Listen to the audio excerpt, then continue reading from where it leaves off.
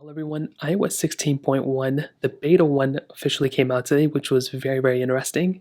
And it's very interesting because we're about to get the iPhone 14s tomorrow or the day after. And it's pretty insane because 16 just officially came out.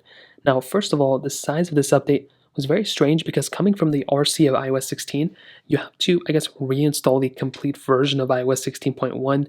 You don't have to install a separate beta. So if you're still rocking the 16 betas, it's still going to work here, which is expected. Now you can see this update 5.12 gigabytes. Now, like I said, this was coming right, in front of the RC that we just had and the official version, which I think had the same build number. So this supposedly should have fixed a bunch of things. Now I did just install it, so it's going to be hard to tell how much better it is. A lot of people were complaining about the regular iOS 16 version about battery drain. It's too soon to tell if this is going to fix those specific issues, but like I've said before, with every single version of any official release of like 15.0, 14.0, 13.0, you're always going to expect to see some stability issues overall, and this is pretty much that update in my opinion that you should probably install when it officially comes out. If you didn't want to rock iOS 16, I would recommend waiting out as long as you can until 16.1 comes out officially. Now, if we take a look at Apple's website, we can see for 16.1, the release notes essentially, and there are a lot of things that are stated here. I don't know. I mean, it looks like Apple has, addressed some things, but you can see that they've kind of created this like workaround. It says, or install the profile available on developer downloads. So there's a lot of other weird issues that are still coming up, which is expected. Like I mentioned, this update just came out, and there's only going to be even more little bugs and stuff that people state that are going to be happening. So it's totally expected in my opinion.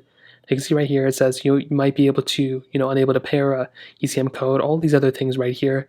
You can even see that other things were resolved with the 16.1 beta. iPadOS 16, I think should be expected to see a beta as well, but it's kind of too soon to tell in this specific case. It says unable to pair a Matter accessory. So there seems to be a lot of accessory types of things that were addressed as well. So that should be good looking forward for the next probably a few weeks. Now, again, to download it, it's going to be a little bit of a different process, as I mentioned before. But on other devices, we've seen the same thing happen where a specific software update comes out, and then after we typically see a beta. But in my opinion, from previous years, this seems to be the quickest time we've seen another beta come out, which is pretty insane. So ultimately, I would probably wait to install it. I don't think there's a crazy need to install this specific beta right now, even if you're rocking 16 in my opinion. But I will say, looking to the future of these specific devices, I think 16, like I said before, if you're installing a specific version of software when it officially comes out for the first time, you're going to run into issues regardless. So in that specific standpoint, that's where I'd probably recommend waiting out for as long as possible, making backups, and then going on from there. But in this specific case with 16.1, it may make a little bit more sense if you want to install it. I mean, go for it. But I probably wouldn't recommend installing it in my opinion. So that kind of covers it up. If you have any other thoughts or questions, let me know in the comment section below. Hit the like button, that means so much, but definitely hit that subscribe button.